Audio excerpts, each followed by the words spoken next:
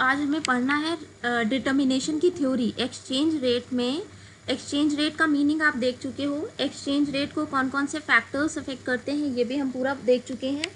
Exchange rate system कितनी तरीके का होता है ये भी आप ऑलरेडी पढ़ चुके हो, जिसमें आपने फिक्स्ड और फ्लोटिंग पढ़ा था। तो जब आपने फिक्स्ड और फ्लोटिंग सिस्टम पढ़ा था तो आपको याद होगा, आपने देखा था जो आपका फ्लोटिंग सिस्टम होता है उसमें आपका जो रेट है वो चेंज होता है ना। जो डिमांड और सप्लाई है उसके अकॉर्डिंग आपका रेट क्या होता है, चेंज होता है। और जो आपका फिक्स्ड रेट होता है उसमें आपका जो एक्सचेंज रेट है वो क्या करती है, गवर्नमेंट फिक्स कर देती है, तो उसमें किसी तरह का फ्लक्चुएशन नहीं आता है। अच्छा, तो जब हमारे देश में अगर फिक्स्ड रेट है, अगर हमारे देश की सरकार ने उसे फिक्स करके रखा है, तब तो उसमें किसी तरह का फ्लक्चुएशन नहीं होगा, हमें उसके डिटर्मिनेशन की ज़रूरत ही नहीं है। पर अगर हमारी कंट्री में फ्लोटिंग एक्सचेंज रेट है तो क्या होगा, डिमांड एंड सप्लाई से वो अफेक्ट होगा और उसकी वजह से उसमें चेंजेस आएंगे। तो फ्लोटिंग एक्सचेंज रेट के केस में जो एक्सचेंज रेट होता है उसके डिटर्मिनेशन की कुछ थ्योरीज हैं, कुछ थ्योरीज बनाई गई हैं जिनके बेसिस पे हम ये डिसाइड करते हैं कि एक्सचेंज रेट आखिर कैसे निकाला जाएगा। हाँ, तो उन्हीं थ्योरीज में से आज हमें पहली थ्योरी को पढ़ना है जो कि है हमारा मिंट पैरिटी थ्योरी, और जिसे हिंदी में हम कहते हैं टकसाल समता सिद्धांत। ठीक है, टकसाल समता सिद्धांत समझने से पहले या मिंट पैरिटी थ्योरी समझने से पहले हम इसका जो नाम है उसका मीनिंग देख लेते हैं, क्योंकि जितने भी आपके कॉन्सेप्ट्स होते हैं ज़्यादातर वो नाम से ही उनका मीनिंग डिफाइन हो जाता है। अगर आपको जो नाम है कॉन्सेप्ट का या आप जो भी पढ़ रहे हो आपको उसका नाम क्लियर है तो कहीं ना कहीं उसका मीनिंग उसी में छुपा होता है, वो डिफाइन हो जाता है। तो वैसे ही हम देख लेते हैं कि मिंट पैरिटी थ्योरी का मतलब क्या होता है। देखिए, मिंट को हिंदी में क्या कहते हैं, टकसाल कहते हैं। और टकसाल क्या होता है, टकसाल एक ऐसी जगह होती है, एक ऐसा स्थान होता है जहाँ पर सिक्कों की ढलाई होती है। आप देखते हो आपके देश में अभी पेपर करेंसी चल रही है और साथ में सिक्के भी चल रहे हैं, है ना। तो पेपर करेंसी जो है उसकी तो प्रिंटिंग होती होगी, उसका प्रेस होगा, उसकी प्रिंटिंग होती होगी। लेकिन जो आपके सिक्के हैं, 1 का सिक्का, 2 का सिक्का, 5 का सिक्का, 10 का सिक्का, उनकी किसी जगह पे ढलाई होती होगी ना, वो सिक्के कहीं पे बनाए जाते होंगे। तो वो जहाँ पर आपके सिक्कों की ढलाई होती है, जहाँ सिक्के बनाए जाते हैं, उस स्थान को हम क्या कहते हैं, उसे हम कहते हैं मिंट। इंग्लिश में कहते हैं मिंट और हिंदी में कहते हैं टकसाल। उसके बाद आते हैं पैरिटी पर। पैरिटी को आप कह सकते हो इक्विलिब्रियम। ठीक है, इक्विलिब्रियम पॉइंट, या फिर जहाँ पर समानता आए, क्योंकि आपने देखा टकसाल समता सिद्धांत, पैरिटी को हिंदी में आप क्या कहते हो, समता कहते हो। टकसाल समता सिद्धांत यानी कि जहाँ पर आपकी पैरिटी आती है। आपने इकोनॉमिक्स में डिमांड एंड सप्लाई का रूल पढ़ा होगा, है ना। डिमांड और सप्लाई जहाँ पर कट करता है, जो इंटरसेक्शन पॉइंट होता है, उसे आप क्या कहते हो, उसे आप कहते हो इक्विलिब्रियम पॉइंट।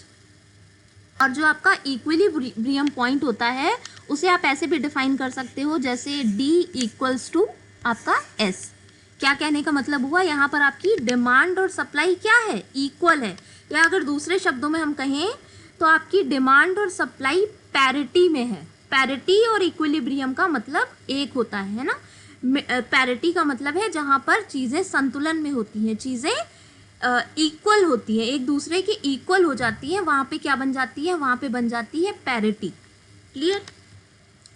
तो मिंट पैरिटी थ्योरी का मतलब हुआ जब हम पैरिटी बनाते हैं, इस्टेब्लिश करते हैं किसके बीच में, मेटल के आधार पर जब हम पैरिटी इस्टेब्लिश करते हैं और एक्सचेंज रेट निकालते हैं तो उसे हम क्या कहेंगे, मिंट पैरिटी थ्योरी कहेंगे। या आप ये कह सकते हो कि मिंट पैरिटी थ्योरी में हम मेटल्स के आधार पर, मेटल्स के प्राइस या फिर उनके वेट के बेसिस पर क्या बनाते हैं, पैरिटी बनाते हैं, इक्विलिब्रियम में लाते हैं, है ना।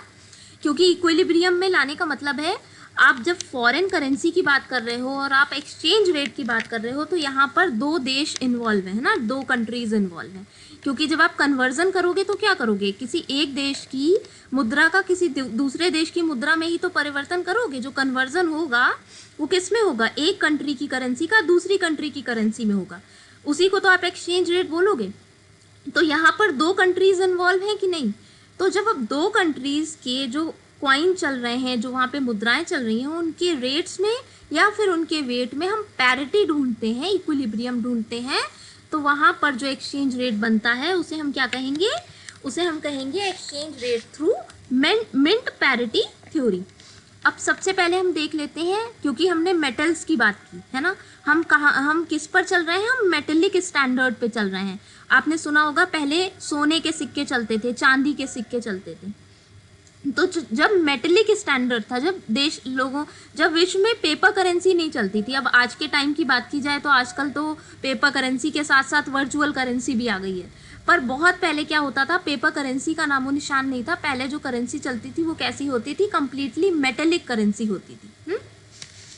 तो जब मेटेलिक करेंसी चलती थी, सोने और चांदी के सिक्के चलते थे, तब ये थ्योरी एप्लीकेबल हो सकती थी, क्योंकि इसमें हम एक्सचेंज रेट कैसे निकाल रहे हैं, मेटल्स के बेसिस पे, उनकी वैल्यू और उनके वेट के बेसिस पे निकाल रहे हैं। तो सबसे पहले तो हम ये देख लेते हैं कि मिंट पैरिटी थ्योरी के क्या क्या पॉइंट्स, क्या क्या इंपॉर्टेंट पॉइंट्स हो सकते हैं जो आपको ध्यान में रखने हैं, जिससे ये थ्योरी फ्रेम हो सकती है। तो आपका मेटेलिक स्टैंडर्ड की अगर मैं बात करूँ तो दो स्टैंडर्ड हो सकते हैं, या तो गोल्ड स्टैंडर्ड होगा या फिर सिल्वर स्टैंडर्ड होगा। मतलब या तो दो देशों में दोनों के दोनों देशों में गोल्ड स्टैंडर्ड होगा या दोनों देशों में सिल्वर स्टैंडर्ड होगा। पर क्योंकि सिल्वर स्टैंडर्ड इतना पॉपुलर नहीं रहा है, कभी भी सिल्वर स्टैंडर्ड नहीं इतना चला है, इस वजह से आपको बुक्स में और नोट्स में आपको गोल्ड स्टैंडर्ड ही मिलेगा, गोल्ड स्टैंडर्ड के बारे में ही लिखा मिलेगा। तो हम देखते हैं गोल्ड स्टैंडर्ड सबसे पहले क्या है, उसके बाद हम थ्योरी पर आएंगे। इसमें देखिए फर्स्ट पॉइंट में लिखा है, came into effect in the mid 1870s when most of the major economies unilaterally pegged to gold, unilaterally pegged to gold। pegged का मतलब होता है अपनी करेंसी को सोने से या जो भी आप जिस भी मेटल की बात कर रहे हो उससे लिंक करना, उससे जोड़ना। pegged का मतलब होता है लिंक करना। जब आप किसी भी करेंसी का सोने में या चांदी में वैल्यू डिक्लेयर कर देते हो, है ना, तो उसे कहते हैं लिंक कर देना या pegged कर देना। ठीक है, तो ये जो कॉन्सेप्ट था ये कब आया था, 1870s में आया था, करीब करीब 1870s के मिड में आया था। और अगर मैं ग्लोबल लेवल पे बात करूं कि गोल्ड स्टैंडर्ड कब चलता था, तो इसका जो प्रचलन का समय था वो था 1914 से आपका 1918। 1914 से 1918 ये 4 साल ऐसे थे जब आपका गोल्ड स्टैंडर्ड सच में चलता था। ब्रिटेन और अमेरिका में जो करेंसीज चलती थी, अमेरिका में डॉलर था, है ना, अमेरिका की जो करेंसी है वो क्या है, डॉलर है, और ब्रिटेन की करेंसी क्या है, पाउंड है।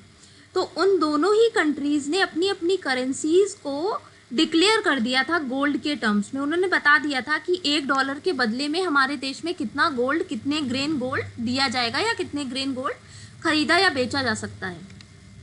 तो वहाँ पर गोल्ड स्टैंडर्ड चलता था, लेकिन बहुत कम समय के लिए गोल्ड स्टैंडर्ड चला है और इसके काफ़ी सारे लिमिटेशंस होते हैं, जिसकी वजह से गोल्ड स्टैंडर्ड बहुत लंबे समय तक नहीं चल पाया और फिर हम पेपर करेंसी पर आ गए धीरे धीरे, है ना। फिर नेक्स्ट देखते हैं, nations fix the value of their currency relative to gold via a mint parity rate. Mint parity rate मतलब जब आप अपनी करेंसीज की वैल्यू या फिर उनके वेट के बेसिस पर पैरिटी इस्टेब्लिश करते हो, दो कंट्रीज की करेंसीज में क्या बनाते हो, इक्विलिब्रियम बनाते हो, तो उसके बेसिस पर क्या होता है, आपका एक्सचेंज रेट डिटरमाइन हो जाता है।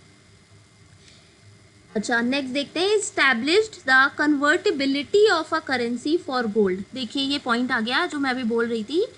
गोल्ड स्टैंडर्ड का मतलब है या तो आपके देश में सोने की मुद्रा चलती हो, है ना, या तो आपके देश में जो सिक्के चलते हैं, जो मुद्रा चल रही है, प्रचलन में है, वो किससे बनी हो, वो स्वर्ण की बनी हो, तो आप कह सकते हो कि आपके देश में गोल्ड स्टैंडर्ड है, या गोल्ड स्टैंडर्ड को हिंदी में कहते हैं स्वर्ण मानक चल रहा है। ठीक, दूसरा ऑप्शन ये होता है कि आपकी कंट्री में जो करेंसी चल रही है, सपोज पेपर करेंसी चल रही है या जो भी करेंसी चल रही है, वो करेंसी कन्वर्टेबल हो गोल्ड में। कन्वर्टेबल होने का मतलब है जो गवर्नमेंट होती है आपकी, उसने फिक्स कर दिया हो कि इतने रुपए के बदले में आपको इतना गोल्ड मिलेगा। आज की अगर मैं बात करूं तो क्या गोल्ड का रेट फिक्स है? नहीं फिक्स है। आप देखते होंगे डेली गोल्ड के रेट में फ्लक्चुएशन आता है, कभी घट गया कभी बढ़ गया। पर जिन देशों में गोल्ड स्टैंडर्ड होता है वहाँ उन देशों में क्या होता है, गोल्ड का जो रेट होता है वो फिक्स होता है और उसमें बता दिया जाता है कि 1 ग्राम गोल्ड आपको इतने रुपए में मिलेगा, ये फिक्स है ना। कोई भी खरीदे, अमीर गरीब, देश के अंदर का बाहर का, उसको उतने का ही पड़ेगा। उसके बाद आपका लास्ट पॉइंट है gold parity rates determined the exchange rate between currencies. तो जो गोल्ड पैरिटी रेट है, पैरिटी मतलब इक्विलिब्रियम, जब हम रेट्स को इक्विलिब्रियम में लाते हैं तो उससे हमारा एक्सचेंज रेट डिटरमाइन हो जाता है। ये आपको भी क्लियर हो जाएगा जब आप एग्जाम्पल देखोगे। तो ये तो आपने देख लिया gold standard. I think gold standard समझ में आ गया होगा। इसमें 2-3 चीज़ें बस याद रखने वाली हैं। पहला, गोल्ड स्टैंडर्ड में आपकी करेंसी गोल्ड की होनी चाहिए, पहली कंडीशन। दूसरी कंडीशन, अगर आपकी करेंसी गोल्ड की नहीं है तो आपकी जो भी करेंसी चल रही है वो गोल्ड में कन्वर्टेबल होनी चाहिए, है ना, स्वर्ण में पूर्ण रूप से परिवर्तनीय होनी चाहिए। और थर्ड पॉइंट, अगर मैं गोल्ड स्टैंडर्ड की बात करूं तो ये कॉन्सेप्ट मिड 1870s में आया था, लेकिन अगर हम देखें प्रचलन में कब आया है तो 1914 से 1918 में विश्व के 2 ऐसे देश थे, पहला अमेरिका, दूसरा ब्रिटेन, जो कि गोल्ड स्टैंडर्ड चलाता था अपने देश में। स्वर्ण मानक पर मुद्राओं का जो विनिमय दर है उसे निर्धारित करता था। तो इन 3 पॉइंट्स को याद रखना आपके लिए ज़रूरी है। ठीक, ये आपका बेस क्लियर हो गया। अब हम आते हैं मिंट पैरिटी थ्योरी पर। मिंट पैरिटी थ्योरी पहले हम देख लेते हैं लिखा क्या है, फिर एक्सप्लेन करते हैं इसको। When the currencies of 2 countries are on metallic standard, metallic standard मतलब आपका या तो गोल्ड स्टैंडर्ड या फिर आपका सिल्वर स्टैंडर्ड, ठीक है। when the currencies of 2 countries are on metallic standard, rate of exchange between them is determined on the basis of parity of minorities between currencies of the 2 countries. Thus, the theory explaining the determination of exchange between countries which are on the same metallic standard, say gold coin standard, is known as mint parity theory of foreign exchange rate. पहली बात याद रखिएगा, foreign exchange rate में mint parity theory आपकी सबसे traditional, सबसे पुरानी theory है। जब बहुत सबसे पहले जो रेट तय होते थे वो इस थ्योरी पर होते थे, ठीक। दूसरी चीज़ ध्यान में रखिएगा कि ये थ्योरी आज के समय में प्रचलन में ना है ना हो सकती है। कुछ ऐसी लिमिटेशंस हैं जिसकी वजह से ये थ्योरी, क्योंकि आज के समय की अगर मैं बात करूँ तो विश्व के किसी भी देश में गोल्ड स्टैंडर्ड और सिल्वर स्टैंडर्ड ना है ना हो सकता है ना। लोगों के पास इतना गोल्ड का रिजर्व नहीं है कि वो सोने के सिक्के चला सकें, ठीक। तो अगर कोई एक देश गोल्ड स्टैंडर्ड पे आ भी जाता है और बाकी के देश पेपर करेंसी पर हैं तो उनके बीच में व्यापार हो ही नहीं सकता, क्योंकि देखिए अभी आपने पढ़ा The theory explaining the determination of exchange rate between countries which are on same metallic standard, क्या मतलब हुआ इसका, जो मेटेलिक स्टैंडर्ड है वो कैसा होना चाहिए, सेम होना चाहिए। ऐसा नहीं है कि एक देश में गोल्ड स्टैंडर्ड है और विश्व के बाकी सारे देशों में सिल्वर स्टैंडर्ड है या पेपर करेंसी चल रही है और उनके बीच का हम एक्सचेंज रेट अगर चाहे निकालना तो फिर वो निकल नहीं पाएगा।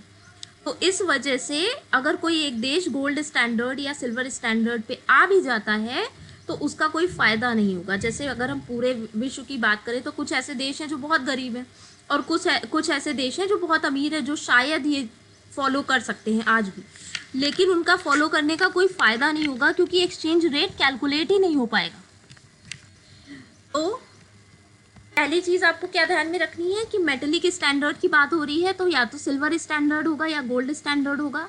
दूसरी चीज़ ये ध्यान में रखनी है कि मिंट पैरिटी थ्योरी के थ्रू आप तभी एक्सचेंज रेट को डिटरमाइन कर सकते हो जब दोनों देशों के बीच में जो मेटेलिक स्टैंडर्ड है वो सेम हो, मतलब या तो दोनों में गोल्ड स्टैंडर्ड हो या तो दोनों में सिल्वर स्टैंडर्ड हो। अगर एक में गोल्ड स्टैंडर्ड चल रहा है एक में सिल्वर चल रहा है तो आप एक्सचेंज रेट कैलकुलेट नहीं कर सकते, ठीक। इस चीज़ को ध्यान में रखिएगा। और लास्ट थिंग जो आपको ध्यान में रखनी है वो ये है कि मिंट पैरिटी थ्योरी या टकसाल समता सिद्धांत में हमें ये बताया जाता है कि हम मेटल्स के बेसिस पर ही दो देशों के बीच का एक्सचेंज रेट निकाल लेते हैं या निकाल सकते हैं, यही इस थ्योरी में बताया गया है ना। बस इतना सा आपको ध्यान रखना है। अब जब हम किसी भी थ्योरी को पढ़ते हैं, किसी भी मॉडल को पढ़ते हैं, तो उसके लिए हमें कुछ एजम्पशंस को पढ़ना ज़रूरी होता है। उस थ्योरी की, उस सिद्धांत की क्या क्या अवधारणाएं हैं ये जानना भी ज़रूरी होता है, क्योंकि एजम्पशन पर ही पूरी की पूरी थ्योरी बेस्ड होती है। आपने कौन कौन सी चीज़ें अज्यूम करके रखी हैं उस थ्योरी को वर्क कराने के लिए, क्योंकि उन एजम्पशंस को हटा दिया जाए तो आपकी थ्योरी क्या होगी, ऑपरेटिव ही नहीं रह जाएगी, वो काम ही नहीं करेगी। ठीक है, तो एजम्पशंस देख लेते हैं। देखिए पहला एजम्पशन लिखा है, it boys and cell gold in any amount at that price. यानी कि जो आपका प्राइस होगा वो क्या होगा, वो फिक्स होगा, और उस प्राइस पे हम किसी भी अमाउंट का गोल्ड सेल या परचेज कर सकते हैं। ठीक है, जो आपका प्राइस होगा वो फिक्स होगा, और उस एक फिक्स प्राइस पे आप कितने भी अमाउंट का गोल्ड सेल या परचेज कर सकते हो।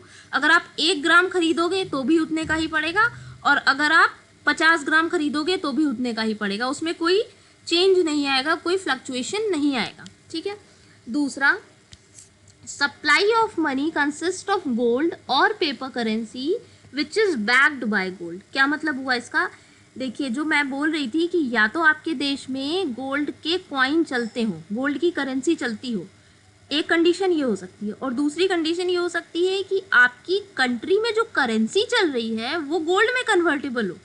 वही चीज़ इन्होंने इस 2 लाइन में डिफाइन की है। पहली जो आपको दिख रहा है, supply of money consist of gold. Consist of gold का मतलब हुआ कि जो आपकी करेंसी है उसमें गोल्ड होना चाहिए, वो जो करेंसी है कंटेन करनी चाहिए गोल्ड को, है ना, गोल्ड से ही बनी होनी चाहिए।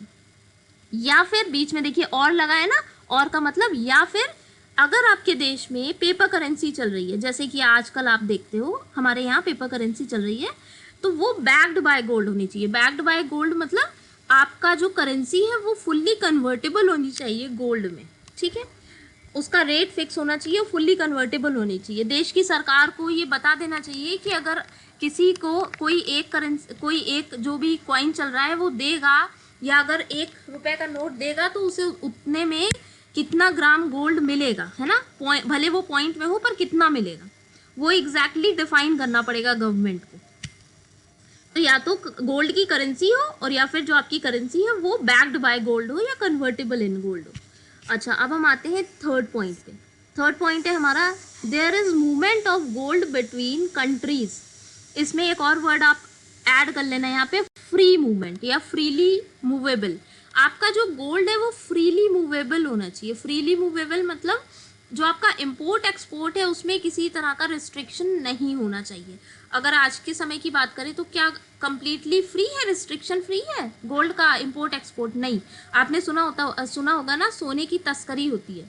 तो तस्करी किस लिए होती है? क्योंकि जिन देशों में हमें कम कीमत पे सोना मिलता है वहाँ से लोग क्या करते हैं, उसकी स्मगलिंग कर लेते हैं और यहाँ लाके महंगी कीमत पे बेच देते हैं।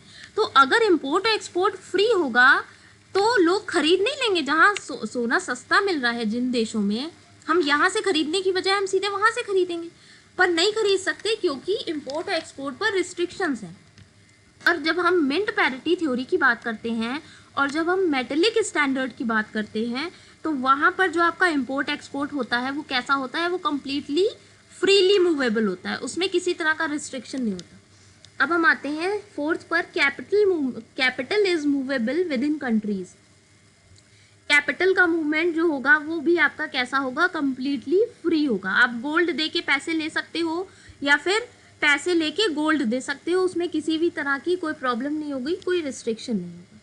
उसके बाद देखिए लास्ट है आपका, price directly varies with money supply. Money मतलब जो आपका डिमांड सप्लाई है वो बहुत ही अहम भूमिका निभाता है, उसका जो कंट्रीब्यूशन है वो बहुत ही सिग्निफिकेंट है, क्योंकि जो प्राइस होगा वो किसके अकॉर्डिंग वेरी करेगा, डिमांड एंड सप्लाई के। ये मैंने कल भी बताया था कि आपका डिमांड जो होता है डाउनवर्ड स्लोपिंग है, सप्लाई अपवर्ड स्लोपिंग है।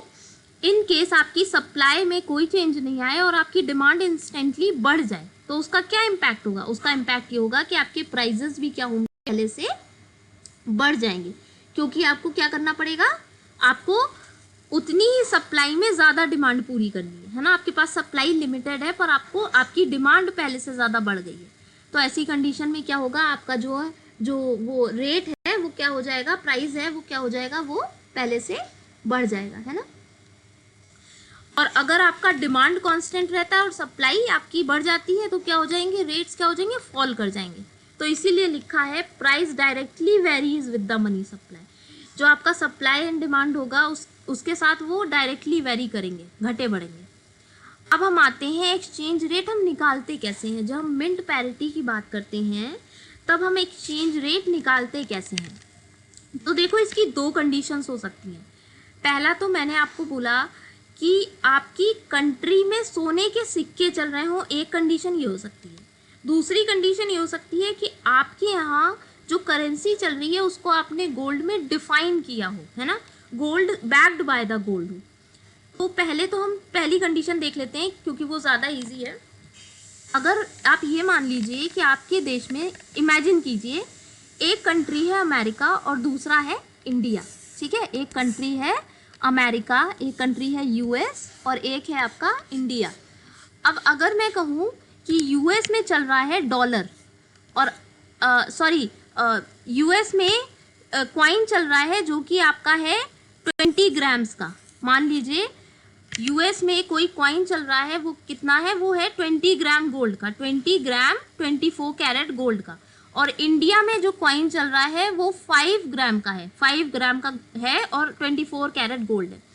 फिर मैं अगर आपसे कहूँ कि इसके बीच का आप एक्सचेंज रेट कैलकुलेट करके बताओ तो क्या आप निकाल सकते हो।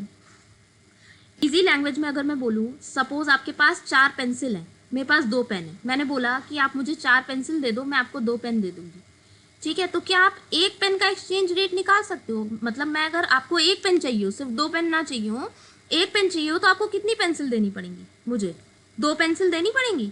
4 पेंसिल के बदले 2 पेन, तो एक पेन के बदले 2 पेंसिल, ठीक है। एक्सचेंज रेट निकल आया। ये क्या कर रहे हो आप, एक्सचेंज कर रहे हो ना, एक सामान को दूसरे सामान से क्या कर रहे हो, हस्तांतरित कर रहे हो, एक्सचेंज कर रहे हो, विनिमय कर रहे हो। तो ये इसके बीच का जो रेट निकल के आया वो क्या कहलाएगा, वो इनके बीच का एक्सचेंज रेट कहलाएगा। वही सेम चीज़ आपकी कंट्रीज पे भी एप्लीकेबल होती है। यहाँ पर आप ये भी तो कह सकते हो कि यूएस का एक कॉइन बराबर है इंडिया के 4 कॉइन्स के। कह सकते हो कि नहीं कह सकते हो। एक कॉइन अगर आपका 5 ग्राम का है तो 4 कॉइन कितने होंगे, 20 ग्राम के हो जाएंगे। तो अमेरिका का एक कॉइन आपके 4 कॉइन्स के बराबर है, यानी कि यूएस की एक करेंसी इंडिया की 4 करेंसीज के 4 कॉइन्स के बराबर है। इंडिया की करेंसी का एक कॉइन यूएस की करेंसी का एक कॉइन इंडिया की करेंसी के 4 कॉइन्स के बराबर है, कह सकते हैं हम। और इसके ऑपोजिट हम क्या कह सकते हैं, इंडिया का एक कॉइन है ना, इंडिया का एक कॉइन, अगर मैं बोलूँ इसको आपको पैरिटी पर लाना है तो क्या कंडीशंस हैं। अगर आपको 20 को 5 के बराबर लाना है तो पहली कंडीशन तो ये है कि 20 इक्वल्स टू 5 इंटू 4, है ना। LHS इक्वल्स टू RHS, आपका लेफ्ट हैंड साइड का जो टोटल है वो राइट हैंड साइड के इक्वल आया कि नहीं आया, आ गया। और दूसरी कंडीशन क्या है, अगर मैं बोलूँ इस 5 को 20 के बराबर करिए तो आप कैसे करोगे, 20 डिवाइडेड बाय 4, ठीक। तो आपका अगर इसको आप काटोगे तो 4 1 जा 4, 4 5 जा 20, तो 5 इक्वल्स टू 5। तो चाहे तो आप इंडिया की करेंसी को यूएस की करेंसी के बराबर आप ये निकाल सकते हो कि अगर हम इंडिया की एक करेंसी के बदले यूएस डॉलर लेना चाहें तो हमें कितना मिलेगा। और इसके ऑपोजिट आप ये भी निकाल सकते हो कि अगर आप यूएस की एक करेंसी लेना चाहो तो आपको अपनी कितनी करेंसी देनी पड़ेगी। तो ये जो रेट होता है इसी को हम एक्सचेंज रेट कहते हैं। और ये कब एप्लीकेबल होगा, अगर आपके देश में, अगर आपकी कंट्री में सोने के या चांदी के सिक्के चल रहे हो। मतलब हम किस पर कंपैरिजन कर रहे हैं, यहाँ पर हम कंपैरिजन कर रहे हैं वेट के बेसिस पे। किस पे, वेट के बेसिस पे, है ना, उनका भार कितना है। मैंने बोला अमेरिका में जो कॉइन चल रहा है वो 20 ग्राम का है, 20 ग्राम्स गोल्ड है उसमें, ठीक है। इंडिया में जो कॉइन चल रहा है उसमें 5 ग्राम्स गोल्ड है। यहाँ पे आपको वैल्यू नहीं पता है, यहाँ आपको क्या पता है, यहाँ आपको वेट पता है। और वेट आपको किस कंडीशन में पता होगा, अगर आपकी कंट्री में जो कॉइन चल रहा है वो गोल्ड का या सिल्वर का होगा, उस कंडीशन में आपको वेट पता होगा।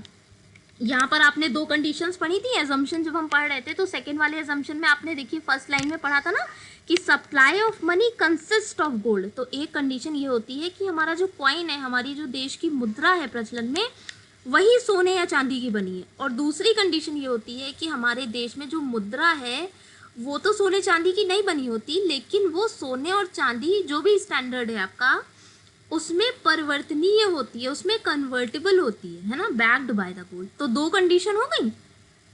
तो यहाँ पर जो मैंने बताई है ये कौन सी है, ये पहली कंडीशन है आपकी। अगर आपकी कंट्री में जो कॉइन चल रहा है वो गोल्ड का बना है या सिल्वर का बना है, तो एक्सचेंज रेट आप कैसे निकालोगे? आप एक्सचेंज रेट डिवाइड करके निकाल सकते हो। किसको डिवाइड करके? उनका जो वेट है उसको डिवाइड करके निकाल सकते हो। तो और जो आपका आपका आंसर आएगा वो भी वेट के फॉर्म में आएगा। मतलब आपको रुपीज़ या प्राइस नहीं पता चलेगा, आपको क्या पता चलेगा? जैसे आप मैंने बोला ना कि यूएस का एक कॉइन इंडिया के 4 कॉइन के बराबर है ना। तो आपको कॉइन्स में ही आंसर मिलेगा, आपको प्राइस में नहीं मिलेगा, क्योंकि यहाँ पे कहीं प्राइस है ही नहीं। यहाँ पर सिर्फ हम किसकी बात कर रहे हैं? वेट की बात कर रहे हैं। यूएस का एक कॉइन इंडिया के 4 कॉइन्स के बराबर है। ठीक, अब हम दूसरी वाली कंडीशन देख लेते हैं। अगर आपके देश में सपोज पेपर करेंसी चल रही है या कोई भी करेंसी चल रही है जो गोल्ड और सिल्वर की बनी तो नहीं हुई है, लेकिन उसका रेट आपने गोल्ड में डिफाइन किया हुआ है या सिल्वर में डिफाइन किया हुआ है। इसको हम बाद में पढ़ेंगे जो कंटेंट लिखा है। पहले राइट हैंड साइड पे देखिए, जो एक इक्वेशन एक बनी हुई है, डायग्राम आपको दिख रहा होगा, उसे पहले समझ लेते हैं। सबसे पहले आपको नीचे एक ये बार दिख रहा है, गोल्ड बार है ना, और ये किसका साइन है? ये साइन है आपका यूएस डॉलर का। डॉलर का साइन है, आप इसे यूएस डॉलर का हो, चाहे अमेरिकन डॉलर का हो, चाहे कैनेडियन डॉलर, बेसिकली ये डॉलर का साइन है। ठीक, और जो आपको राइट हैंड साइड पे दिख रहा है ये आपका पाउंड है। ठीक, अब इन्होंने क्या किया, पाउंड कहाँ चल रहा है? पाउंड इंग्लैंड में चल रहा होगा, है ना। और जो आपका डॉलर है वो अमेरिका में, मान लो अमेरिका में चल रहा है, यूएस डॉलर है।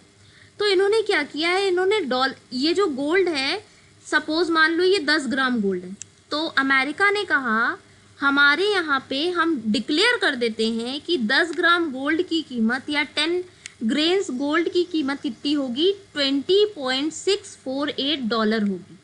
दूसरी तरफ जो ब्रिटेन है, जो इंग्लैंड है, उसने कह दिया कि हमारे यहाँ जो पाउंड चल रहा है हम डिक्लेयर कर देते हैं कि 10 ग्राम या 10 ग्रेन्स गोल्ड की जो कीमत होगी वो कितनी होगी? 4.252 पाउंड होगी। ठीक है, दोनों ने क्या किया, अपनी अपनी करेंसीज को डिक्लेयर कर दिया किसमें? गोल्ड के प्राइस में। यही तो दो कंडीशंस थी, या तो आपका कॉइन ही गोल्ड का हो और या फिर आपकी जो करेंसी है वो गोल्ड में कन्वर्टेबल हो। तो यहाँ पर क्या है, गोल्ड में कन्वर्टेबल है, क्योंकि उन्होंने प्राइस बता दिया ना, फिक्स कर दिया। तो इनकी करेंसी क्या हो गई? गोल्ड में क्या हो गई? कन्वर्टेबल हो गई। तो इसका मतलब, पहला मतलब तो इसका ये निकला कि इन दोनों देशों में हम किस स्टैंडर्ड पे हैं? गोल्ड स्टैंडर्ड पे हैं, क्योंकि दोनों देशों की जो करेंसी है वो गोल्ड में डिफाइन है, तो दोनों देशों में गोल्ड स्टैंडर्ड है। पहली चीज तो ये पता चल गई। दूसरी चीज ये पता चल गई कि दोनों ने अपनी अपनी करेंसीज को गोल्ड में किस रेट पे डिक्लेयर करा है, ये हमने देख लिया। तो अगर हम, जैसे आप पहले निकाल रहे थे, आपने वेट को क्या किया था? डिवाइड किया था, और आपने अमाउंट, जो आपका आंसर है, निकाल लिया था कि अगर हम पैरिटी में रखेंगे, अगर हम इक्विलिब्रियम में रख दें दोनों करेंसीज को, तो कितना आएगा। तो वही सेम चीज़ आपको यहाँ करनी है। यहाँ भी आपको क्या निकालना है? दोनों के बीच में पैरिटी निकालनी है। दोनों के बीच में आपको निकालना है कि अगर आप $1 दोगे तो आपको कितना पाउंड मिलेगा, या आप कितना पाउंड दोगे तो आपको कितना $, मिलेगा, ये आपको निकालना है। तो इन्होंने क्या किया, देखिए, जो ज़्यादा वाला अमाउंट था उसको आपने रखा ऊपर और जो नीचे वाला, जो आपका कम वाला अमाउंट था, जो पाउंड का अमाउंट था, वो आपने रखा नीचे डिनोमिनेटर में। ठीक है, न्यूमरेटर में ज़्यादा वाला अमाउंट रख दिया, डिनोमिनेटर में कम वाला अमाउंट रख दिया, और आंसर आया 4.856। ये आपको दिख रहा होगा 4.856। जो आपने 648 नहीं है, 646 है, 646 रखा है, वो किसका अमाउंट है? वो डॉलर का अमाउंट है। और जो नीचे आपने रखा है 4.252, वो किसका अमाउंट है? वो है आपके पाउंड का। तो आप कह सकते हो 1 पाउंड इक्वल्स टू $4.856, क्योंकि जब आप इसको कट करोगे, जब आप इसको डिवाइड करोगे, तो ये क्या हो जाएगा? ये तो 1 हो जाएगा। और ये जो आपका आया है 4.856, ये ऊपर वाले की अमाउंट आई है। तो इसका मतलब क्या निकल के आया? आपका 1 पाउंड कितने डॉलर का है? 1 पाउंड इक्वल्स टू $4.856। ठीक है, अगर सपोज आपके पास सपोज 4 पाउंड है और आपको क्या करना है, उसको डॉलर में कन्वर्ट करना है। आपके पास 4 पाउंड है, 4 पाउंड्स हैं और आपको क्या करना है, उसे डॉलर में कन्वर्ट करना है। तो कैसे कन्वर्ट करोगे, 4.856 को 4 से हम मल्टीप्लाई कर देंगे और हमारा डॉलर का अमाउंट निकल आएगा, है ना। ठीक है, क्लियर हो गया। यहाँ पर भी आप क्या कर रहे हो, डिवाइड करके उसका एक्सचेंज रेट निकाल ले रहे हो। अगर आप पाउंड का जो अमाउंट आपको दिख रहा है, पाउंड का जो वैल्यू, जो प्राइस दिख रहा है, उसको आप ऊपर कर दो, उसको आप कहाँ कर दो, न्यूमरेटर में कर दो। और जो आपको डॉलर का जो प्राइस दिख रहा है 20.646, उसको आप डिनोमिनेटर में कर दो, तो क्या निकल आएगा, तो आपकी निकल आएगी, जैसे यहाँ पर आप कह रहे हो 1 पाउंड इक्वल्स टू 4.86, हाँ 4.856, वैसे ही वहाँ पर $1 की कीमत निकल आएगी। अगर आप इस इक्वेशन को पलट दो, न्यूमरेटर को डिनोमिनेटर में और डिनोमिनेटर को न्यूमरेटर में रिप्लेस कर दो, चेंज कर दो, तो आपका ये जो इक्वेशन आपको दिख रही है डॉलर बाय पाउंड की, ये क्या हो जाएगी, पाउंड बाय डॉलर हो जाएगी। मतलब आपकी $1 की कीमत निकल आएगी। तो एक्सचेंज रेट निकल आया ना। अगर अमेरिका में आप रह रहे हो तो भी आप कैलकुलेट कर सकते हो कि $1 में कितना पाउंड होगा, और अगर आप इंग्लैंड में हो तो आप पाउंड की कीमत निकाल सकते हो कि 1 पाउंड में आपको कितना डॉलर मिल जाएगा। इसी को बस एक्सचेंज रेट कहते हैं, कि जो हम किसी एक करेंसी को दूसरी करेंसी में कन्वर्ट करते हैं या उसका प्राइस निकालते हैं कि एग्जैक्टली एक करेंसी, एक यूनिट के बदले हमें कितना, दूसरी करेंसी का कितना अमाउंट मिलेगा, उसी को हम क्या कहते हैं, एक्सचेंज रेट कहते हैं। और ये कैसे निकालेंगे, ये हम डिवाइड करके निकालेंगे। अब हम इधर कंटेंट देख लेते हैं जो इसका लिखा है, थ्योरेटिकल कंटेंट। फर्स्ट पॉइंट लिखा है, pegging the value of each currency to gold established an exchange rate system. अभी मैंने पेगिंग का मतलब बताया था, पेगिंग मतलब लिंक करना, ठीक है। तो क्या कहा है इन्होंने, pegging the value of each currency to gold established an exchange rate system. तो यहाँ पर देखिए इन्होंने क्या किया है, जो दो कंट्रीज हैं, चाहे वो अमेरिका हो और चाहे वो इंग्लैंड हो, दोनों ने क्या करा है, अपनी अपनी करेंसीज को गोल्ड में पैक किया हुआ है ना, गोल्ड के साथ लिंक किया हुआ है। गोल्ड के साथ, गोल्ड में उन्होंने अपनी जो वैल्यू है, अपना जो अमाउंट, जो भी उनका प्राइस बन रहा है, वो क्या किया है, डिक्लेयर किया है। बस इसी को हम क्या कहेंगे, पेगिंग कहेंगे। उन्होंने अपना रेट बताया हुआ है। और नेक्स्ट पॉइंट देखिए लिखा है, the mint parity rates determined the exchange value between two currencies. जो मिंट पैरिटी रेट है उससे ही हम क्या निकालते हैं, दो कंट्रीज की करेंसीज के बीच का एक्सचेंज रेट डिटरमाइन कर लेते हैं। वो अभी आपने देख लिया कि आप पाउंड की वैल्यू भी निकाल सकते हो चाहो तो, और आप अगर चाहो तो $1 की वैल्यू भी निकाल सकते हो, ठीक है, डिवाइड करके सिंपली, चाहे तो $1 की वैल्यू निकाल लो, चाहे 1 पाउंड की वैल्यू, तो उस वही आपका क्या है, एक्सचेंज रेट है। तो यहाँ पर आप वेट के बेसिस पे निकाल रहे थे, जो आपकी फर्स्ट कंडीशन थी, और यहाँ पे आपने क्या करा, वैल्यू या फिर आप कह सकते हो प्राइस के बेसिस पे आपने कैलकुलेट कर लिया। अच्छा, अब एक लास्ट चीज जो आपको ध्यान देने वाली है इसमें, मिंट पैरिटी थ्योरी, ये आपको पूरी क्लियर हो गई होगी आई थिंक। अब इसमें जो लास्ट चीज आपको ध्यान रखनी है वो ये है कि मिंट पैरिटी थ्योरी की अगर मैं बात करूं, अगर मैं ये कहूँ कि 10 ग्राम गोल्ड भारत में 70,000 का है ना, 10 ग्राम गोल्ड इंडिया में 70,000 का है, और 10 ग्राम गोल्ड अमेरिका में $1,000 का है, ठीक है। तो आप डिवाइड करके पहली बात तो कैलकुलेट कर सकते हो, वैल्यू कैलकुलेट कर सकते हो, है ना। 70,000 को आप क्या करोगे, 70,000 को अगर 1,000 से डिवाइड कर दोगे तो आपको क्या पता चल जाएगा, आपको पता चल जाएगा $1 आपका 70 रुपीज़ के बराबर है, ठीक है, $1 70 रुपीज़ के बराबर है। इसके ऑपोजिट अगर आप 1,000 को डिवाइडेड बाय 70,000 कर दो तो आपको क्या पता चल जाएगा, आपको पता चल जाएगा ₹1, है ना। यहाँ पे आप किसका रेट निकाल रहे थे, यहाँ पे आप निकाल रहे थे $1 इक्वल्स टू, और यहाँ पे क्या हो जाएगा, ₹1 इक्वल्स टू 1/70। तो यहाँ पर आप एक्सचेंज रेट इजीली निकाल सकते हो। इसका एक ये मतलब भी हुआ कि अगर हम इंडिया में सोना खरीदें, 10 ग्राम सोना अगर हम इंडिया में खरीदें तो हमें 70,000 का पड़ रहा है, और अगर हम अमेरिका से खरीदें तो हमें $1,000 का पड़ रहा है। मतलब हमें जो प्राइस पड़ रहा है वो दोनों जगह सेम है, यही तो मतलब हुआ। क्योंकि अगर हमने $1,000 का सोना खरीदा अमेरिका से, तो अगर हम उसको रुपीज़ में कन्वर्ट करेंगे तो कितना निकल के आएगा, $1,000 को अगर हम रुपीज़ में कन्वर्ट करना चाहें तो कितना निकल के आएगा, 70,000 तो निकल के आएगा। 1000 इंटू 70 करेंगे तो 70,000 तो आएगा। तो इसका क्या मतलब हुआ, अगर हम भारत में खरीदें 10 ग्राम सोना तब भी 70,000 का पड़ रहा है, अगर अमेरिका से खरीदें तब भी 70,000 का पड़ रहा है। पर इन प्रैक्टिकल क्या ये बात सच है, क्या ये बात हो सकता है, क्या ये पॉसिबल है होना कि अगर आप 10 ग्राम सोना भारत में खरीदो तो भी उतने का पड़ेगा और किसी और देश से खरीदो तो भी उतने का पड़ेगा? वहाँ से यहाँ तक कि लाने की शिपिंग कॉस्ट नहीं लगेगी, वहाँ से यहाँ तक लाने का आपका जो बीच में इंश्योरेंस का खर्च नहीं पड़ेगा, इंश्योरेंस नहीं होगा उसका, तो इस तरह से कुछ आपकी एडिशनल कॉस्ट भी तो पड़ेगी। तो फिर आप ये कैसे कह सकते हो कि दोनों जगह पे जो आपका रेट है वो सिमिलर है ना? अभी तक तो हम यही बात करते आ रहे हैं ना कि दोनों जगह हम पैरिटी में ला रहे हैं चीज़ों को, पैरिटी में लाने का मतलब है दोनों जगह इक्वल है। पर एक्चुअल में अगर हम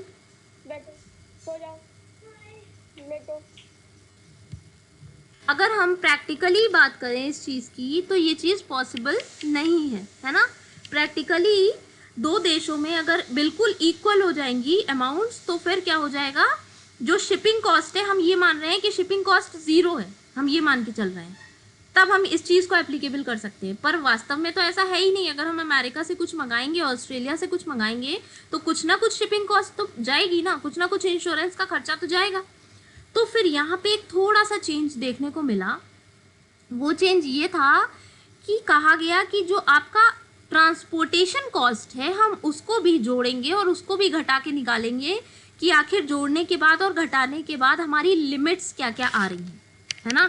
ट्रांसपोर्टेशन कॉस्ट आपकी जितनी भी होगी, पहले तो देखिए, पहले मैं इसका थ्योरी आपको दिखा देती हूँ। देखिए फर्स्ट पॉइंट देखिए, लिखा हुआ है The gold points are determined by the cost of shipping gold such as transportation cost, packaging, insurance charges from one country to another.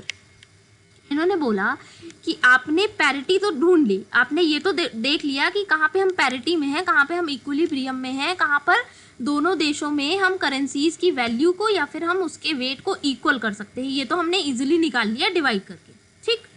लेकिन हमें एक चीज़ और कैलकुलेट करनी पड़ेगी और वो होगा हमारा गोल्ड पॉइंट। क्या होगा? गोल्ड पॉइंट, है ना, स्वर्ण बिंदु। और वो कैसे डिटरमाइन किया जाएगा? वो हमारा डिटरमाइन किया जाएगा शिपिंग कॉस्ट के हेल्प से। शिपिंग कॉस्ट हमें देखनी पड़ेगी कि आखिर कितनी शिपिंग कॉस्ट आ रही है सोने को एक जगह से दूसरी जगह लेने और ले जाने में, ठीक है। नीचे देखिए, आप सबसे पहले लास्ट पॉइंट देखिए, सेकेंड और थर्ड हम बाद में देखेंगे, पहले लास्ट पॉइंट देखिए। The upper gold point is determined by adding the cost of shipping gold to the mint parity rate of exchange. Equilibrium में जब हम क्या करते हैं, शिपिंग कॉस्ट को ऐड कर देते हैं तो जो हमें अमाउंट मिलता है, जो हमें पॉइंट मिलता है, उसे हम क्या कहेंगे? उसे हम कहेंगे अपर गोल्ड पॉइंट, है ना, अपर गोल्ड पॉइंट। और जब हम उसी ट्रांजैक्शन कॉस्ट को उस पैरिटी का जो अमाउंट आ रहा था उसमें से घटा देंगे तो क्या आएगा? तो आएगा आपका लोअर गोल्ड पॉइंट, ठीक है। आपने कितनी चीज़ें निकाली? एक तो आपने डिमांड सप्लाई कट हो रहा था, वहाँ पर आपने निकाला कि आपका जो रेट है वो कितना आ रहा था, ठीक। उसके बाद आपने उसमें ट्रांजैक्शन कॉस्ट जोड़ दी तो आपको क्या पता चल गया? अपर पॉइंट पता चल गया। फिर आपने उसी में ट्रांजैक्शन कॉस्ट घटा दी तो आपको क्या पता चल गया? लोअर पॉइंट पता चल गया। तो इस तरह से आपको एक रेंज मिल गई, है ना, एक फिक्स रेट नहीं मिला आपको, क्या मिल गई? एक रेंज मिल गई। ये अपर रेंज है और ये लोअर रेंज है, मतलब घटेगा अगर अमाउंट जो उसका जो प्राइस है वो घटेगा तो ज़्यादा से ज़्यादा वो कहाँ तक घटेगा? एल तक घट के आ सकता है, ठीक है। इसीलिए देखिए एल लिखा है, लोअर के लिए, लोअर को डिनोट कर रहा है। और अगर बढ़ेगा, क्योंकि ट्रांजैक्शन कॉस्ट जोड़ोगे तो बढ़ेगा ना, तो अगर बढ़ेगा तो कितना बढ़ेगा? यू तक बढ़ेगा। घटेगा तो एल तक घटेगा और बढ़ेगा तो यू तक बढ़ेगा। तो उसके बीच का ये आपका पूरा रेंज है। कहने का मतलब है जो आपका एक्सचेंज रेट होगा वो इसी के बीच में वेरी करेगा। अच्छा, एक चीज़ आपको और दिख रही होगी, ये आपको मिंट पैरिटी दिख रही होगी। यहाँ पे इक्विलिब्रियम तो आपको आर पे दिख रहा होगा, ये डैश डैश करके ये लाइन बनी हुई है, और ये आपको इक्विलिब्रियम दिख रहा होगा ई पर।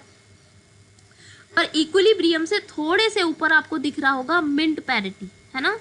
तो डिमांड सप्लाई हमारी जहाँ पर कट कर रही है वो आपका इक्विलिब्रियम पॉइंट है, और जहाँ पर हम करेंसीज की वैल्यू को इक्वल कर रहे थे वो हमारा मिंट पैरिटी है, ठीक।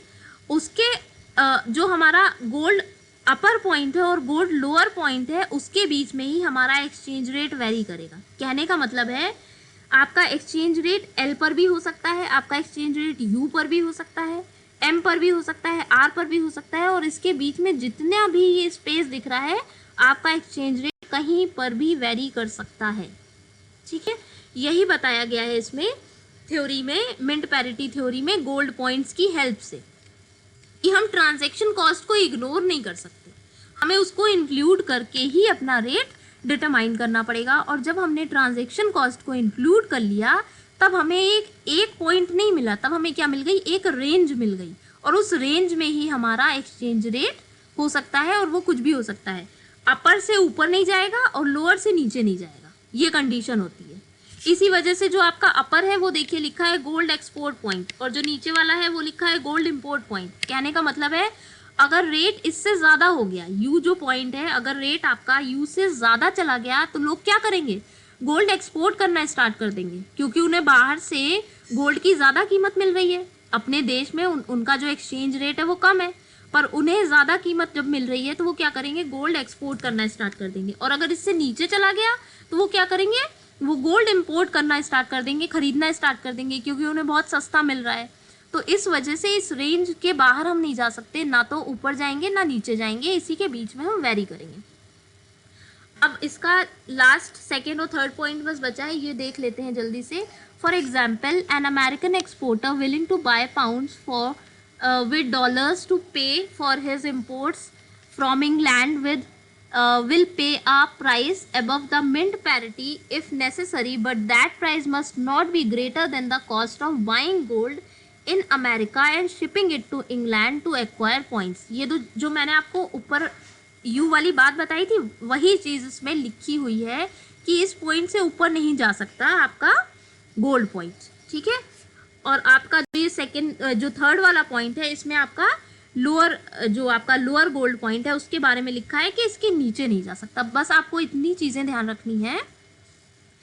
पहली बात, आपका जो मिंट पैरिटी थ्योरी है वो मेटलिक स्टैंडर्ड के केस में ही चल सकता है।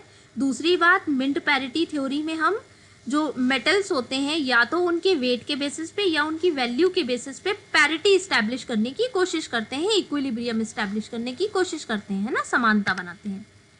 तीसरी बात, आपको इसके एजम्पशन ध्यान में रखने हैं कि इसका गोल्ड का जो इंपोर्ट एक्सपोर्ट है वो फ्रीली है, कैपिटल का मूवमेंट फ्रीली है, जो आपका या तो आपके देश में गोल्ड का कॉइन है या तो आपके देश में जो करेंसी है वो गोल्ड में कन्वर्टेबल है ना, ये चीज़ें कुछ ध्यान में रखनी है। उसके बाद आपको ये दो कंडीशंस ध्यान में रखनी है कि एक कंडीशन है कि आपके यहाँ गोल्ड के कॉइन चल रहे हैं, तो उस कंडीशन में आप क्या करोगे, आप कॉइन से कॉइन की वैल्यू निकालोगे, मतलब ये निकालोगे कि एक कॉइन के बदले में कितने कॉइन, है ना, अमेरिका के एक कॉइन के बदले में इंडिया के कितने कॉइन, या इंडिया के एक कॉइन के बदले में अमेरिका के कितने कॉइन। और अगर आपको वैल्यू पता है, अगर आपको प्राइस पता है, अगर गवर्नमेंट ने क्या कर रखा है, सोने के सिक्के तो नहीं चलाए हैं पर अपनी करेंसी को कन्वर्टेबल कर दिया है गोल्ड में, तो फिर आप उसके प्राइस से निकाल सकते हो डिवाइड करके कि एक्सचेंज रेट क्या होगा, एक पाउंड के बदले में कितना आपको डॉलर मिल सकता है, या फिर एक डॉलर के बदले में आपको कितना पाउंड मिल सकता है, या उसकी कितनी वैल्यू है। ठीक है, उसके बाद आपका गोल्ड पॉइंट वाला कॉन्सेप्ट है जिसमें ये बताया गया है कि हम शिपिंग कॉस्ट को, हम ट्रांसपोर्टेशन कॉस्ट को इग्नोर नहीं कर सकते, उसको जोड़ने के बाद हमारा अपर पॉइंट और घटाने के बाद लोअर पॉइंट आएगा।